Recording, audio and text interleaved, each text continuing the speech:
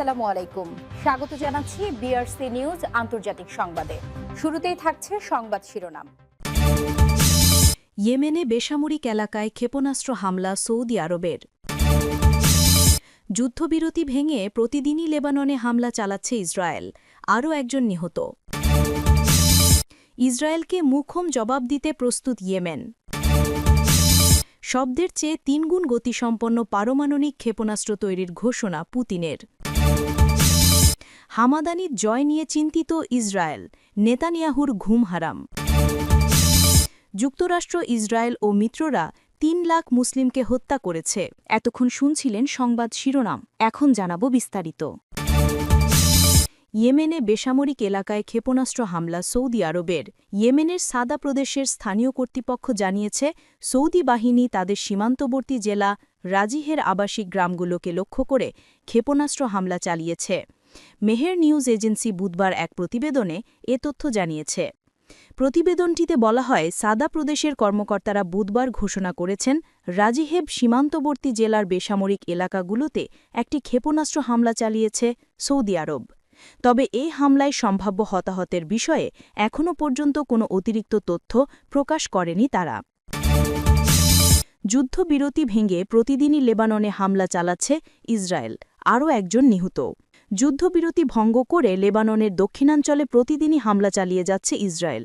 বুধবার ৫ই নভেম্বর লেবাননের স্বাস্থ্য মন্ত্রণালয় জানিয়েছে, দখলদার বাহিনীর আজও হামলায় একজন নিহত।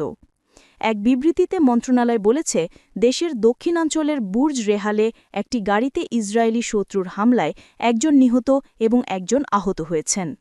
লেবাননের রাষ্ট্রীয় জাতীয় সংবাদ সংস্থা জানিয়েছে, হামলাটি একটি স্কুলের কাছে রাস্তায় আঘাত হানে, ফলে শিক্ষার্থীদের মধ্যে আতঙ্ক ও ভীতি ছড়িয়ে পড়ে।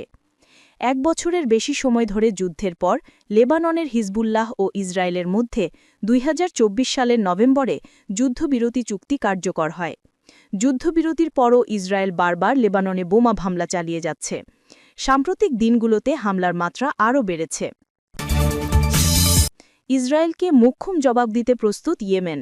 ইয়েমেনি সশস্ত্র গোষ্ঠী হুথি আনসারুল্লাহর পলিটিক্যাল ব্যুরোর সদস্য মোহাম্মদ আল ফারাহ বলেছেন, ইয়েমেন ইসরায়েলকে জবাব দেবার জন্য সম্পূর্ণভাবে প্রস্তুত। আল ফারাহ সামাজিক যোগাযোগ মাধ্যম এক্সে বলেন, ইয়েমেন প্রতিক্রিয়া জানাতে সম্পূর্ণভাবে প্রস্তুত। এটি কোনো প্রচারণা বা সংবাদপত্রের রটনা নয়, বরং বাস্তব পদক্ষেপ নিয়ে, যা প্রত্যেক শত্রুভাবনামূলক পদক্ষেপকে রাজনৈতিক, অর্থনৈতিক ও কৌশলগত মূল্যবোধে রূপান্তর করবে।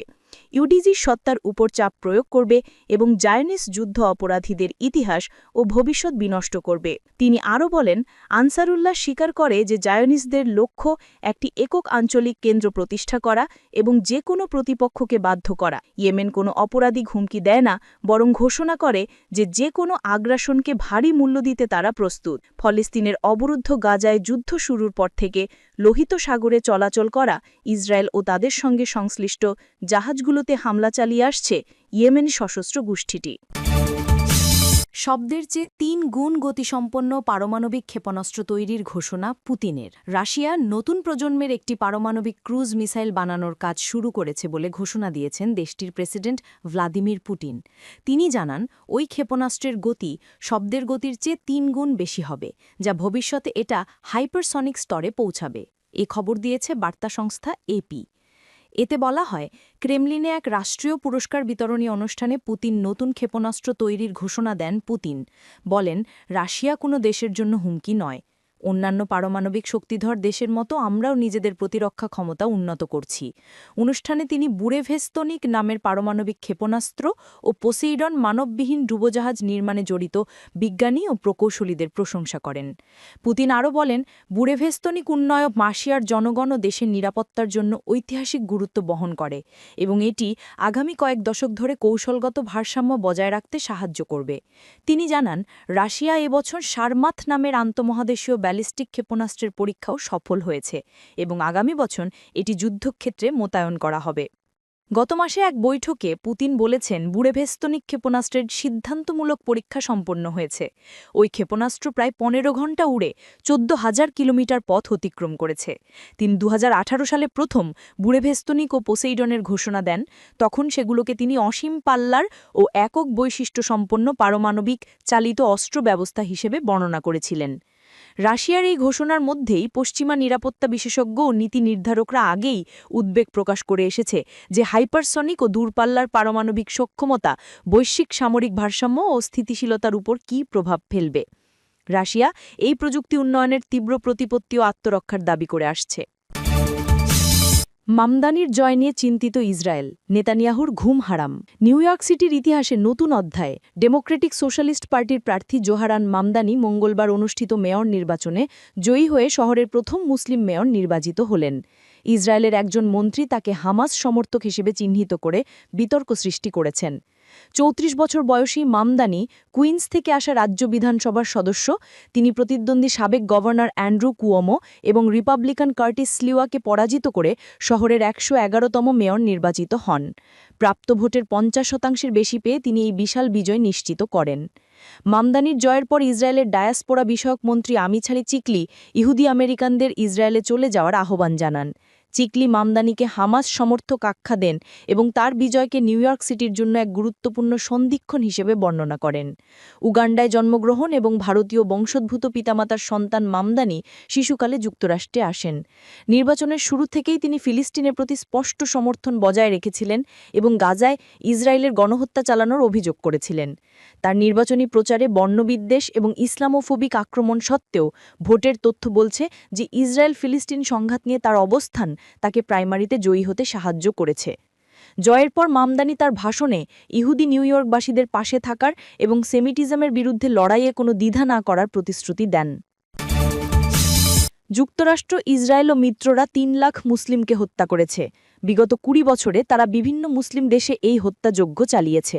ইয়েমেনের হুথি আনসারুল্লাহ আন্দোলনের নেতা আব্দুল মাল্লেক বদরুদ্দিন আল হুথি এই মন্তব্য করেছেন। তিনি মঙ্গলবার ইয়েমেনের শহীদ স্মরণ সপ্তাহ উপলক্ষে আয়োজিত বার্ষিক অনুষ্ঠানে এসব কথা বলেন। ইয়েমেনে এই শহীদ স্মরণ অনুষ্ঠান পুরো ১ সপ্তাহ ধরে নানা কর্মসূচির মধ্যে দিয়ে চলবে। আব্দুল মাল্লেক বদরুদ্দিন আল হুথি বলেন, যে নাতি আল্লাহর পথে জিহাদের চেতনা ও শাহাদতের আকাঙ্ক্ষা নিয়ে অগ্রসর হয় সেই নাতি গর্বিত এবং বিপদ প্রতিহত করতে সক্ষম। আর শাহাদত ধ্বংস ও অপমান থেকে রক্ষা করার এক শক্তিশালী প্রাচীর।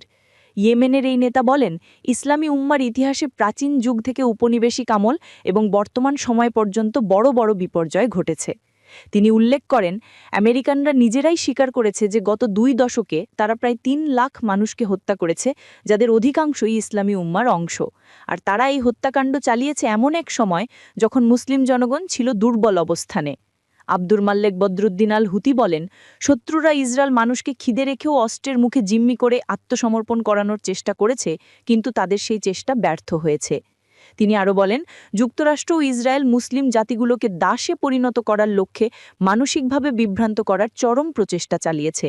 তারা অন্য দেশ অদখল করেছে শুধু নিজেদের স্বার্থে সেসব জনগণকে ব্যবহার করার জন্য। আব্দুল মাল্লেক বদরুদ্দিন আল হুথির ভাষায়, এই অত্যাচারী শক্তিগুলোর মধ্যে কোনো দয়া মায়া নেই। নিজেদের লক্ষ্য অর্জনের জন্য তারা যে কোনো অপরাধ করতে দ্বিধা করে না।